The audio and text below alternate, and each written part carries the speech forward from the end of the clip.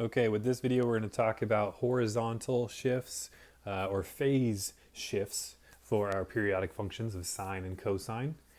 So this is going to be moving the graph to the left or to the right. And so we have these two general forms of the equations, y equals sine parentheses x minus h and y equals cosine parentheses x minus h. So with our horizontal shifts in the past, we've been acting on the x value. And when we do that, we notice that it kind of moves in the opposite direction. So let's say that this was x minus 4. We know that if we're subtracting there, really we move to the right. If it was x plus 3, then we would be moving to the left. If we're adding, we move to the left. So same holds true here.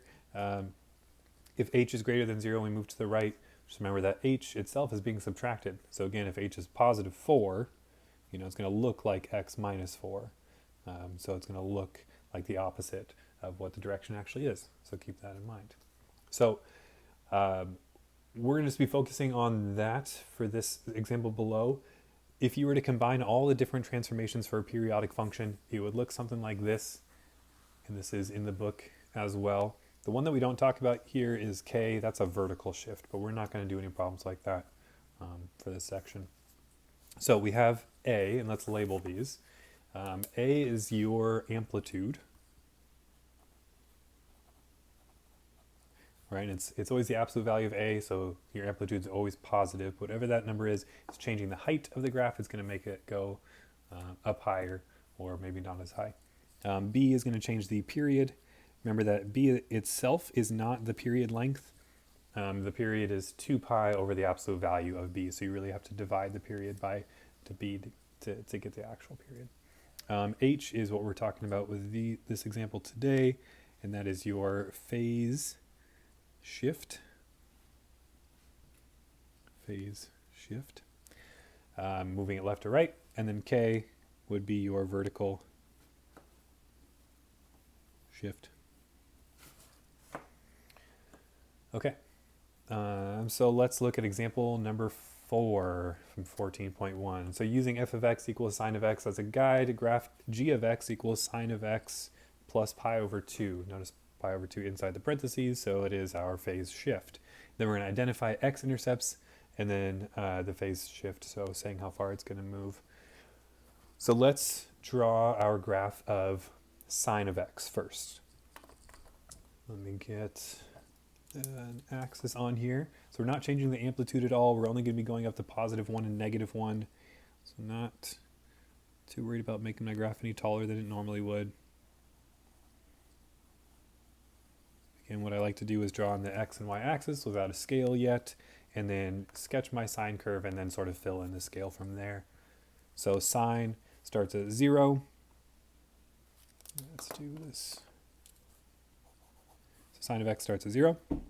It's going to go up to 1 and then down to negative 1.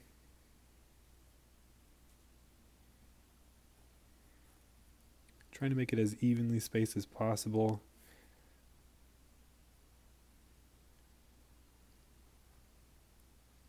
I'm going to stop right there. Don't quite get the second period going that way, but I will see a second cycle going backwards.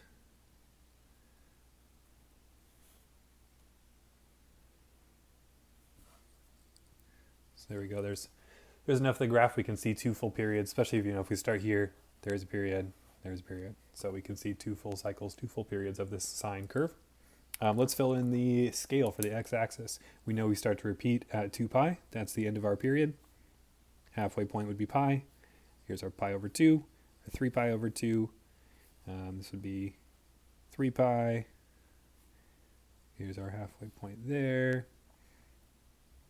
Halfway. It's going to be pi, or negative pi out here. Negative pi over 2, negative 3 pi over 2. Okay, so there's our sine curve. Now if we graph sine of x plus pi over 2, let's do green. So we are adding pi over 2. If we add, we know we are moving to the left.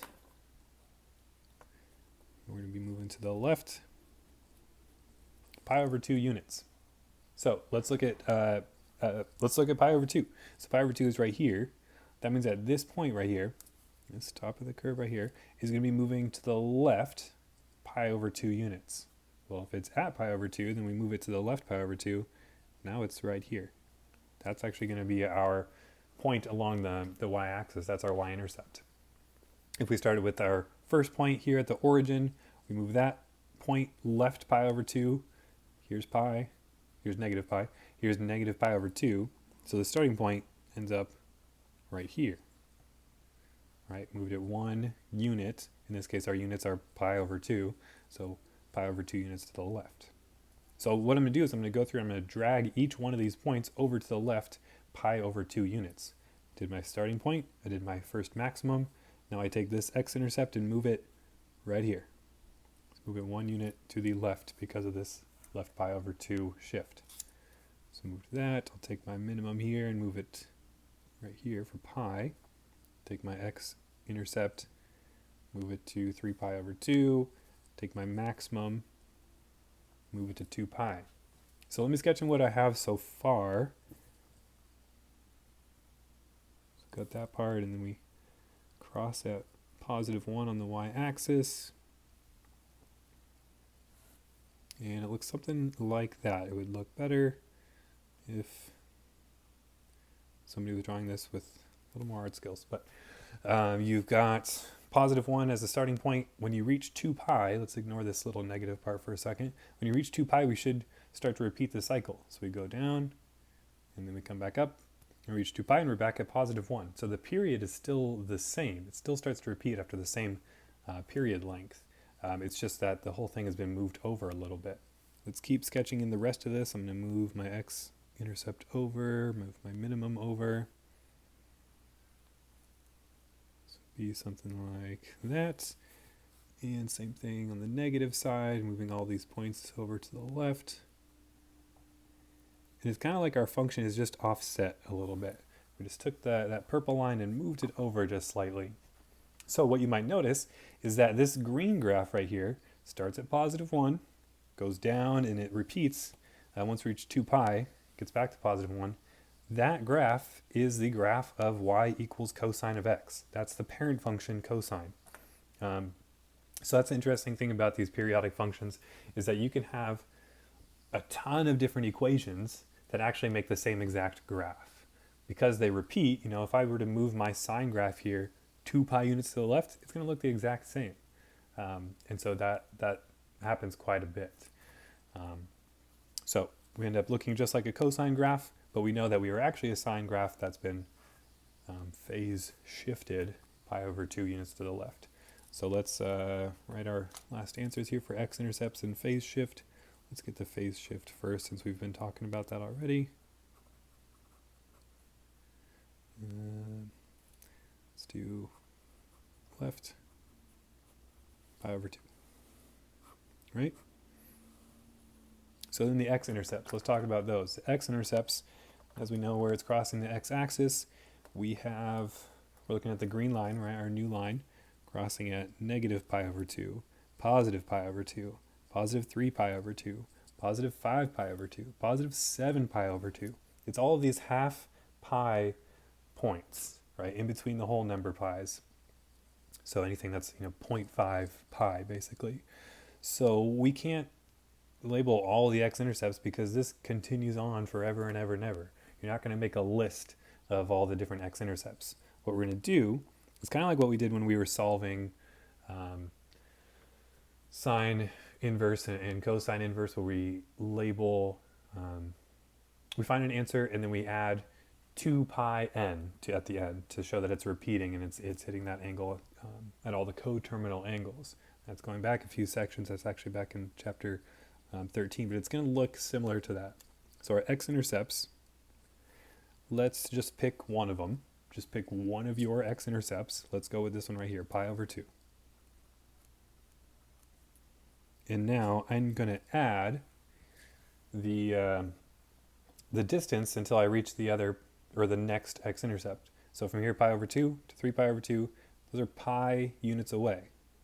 And I'm at 3 pi over 2. If I add pi, I'm at my next x-intercept.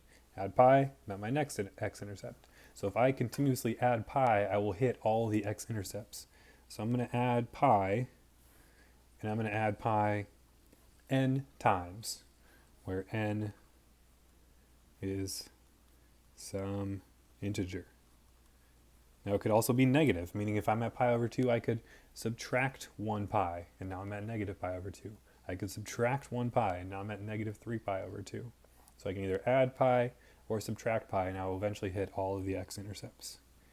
If you check the book, they might have a different answer because they picked a different original x-intercept. For this problem, they have negative pi over 2 plus pi n, right? That just starts at this one over here. Or you could say 3 pi over 2 plus pi n. So your answer that you put might not exactly match what they have written in the book, but it still gets the same points across. So we have our graph, phase shift left pi over 2. We've got our x-intercepts listed, and we are done.